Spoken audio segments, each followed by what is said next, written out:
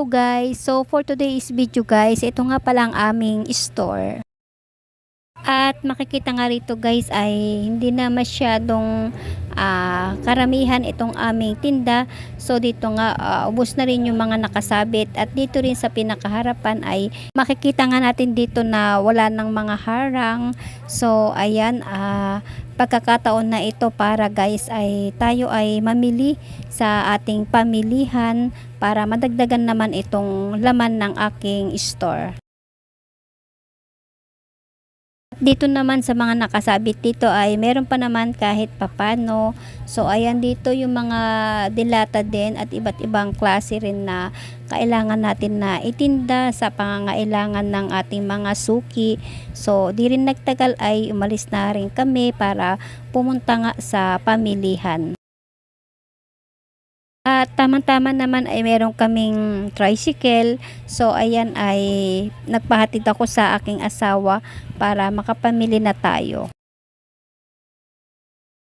At guys, sa una namin palang pinuntahan na kung saan ay doon kami talaga nag-grocery ay sarado pala ito, na di ko lang alam kung bakit sarado ito. Kaya ang gagawin natin ay sa kabila tayo pupunta.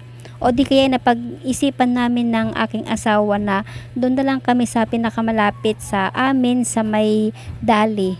So dito nga ay medyo traffic. Ayan, dahan-dahan tayo, wag tayo magmadali dahil hirap na kapag nakadisgrasya o madisgrasya.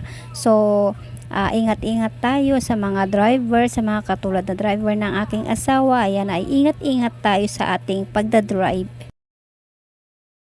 At yun na nga ay napagdesisyon na nga namin na pumunta sa may dali.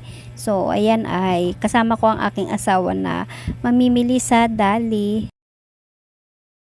Guys, ay maganda rin naman na sa dali tayo mamili dahil tayo ang pipili sa ating mga bibilhin.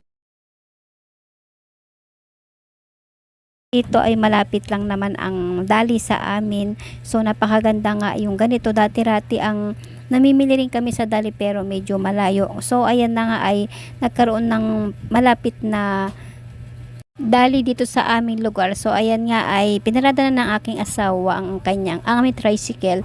So ako naman ay papasok na din dito sa loob ng dali. Tara guys, pasok tayo dito sa may dali para mamili tayo.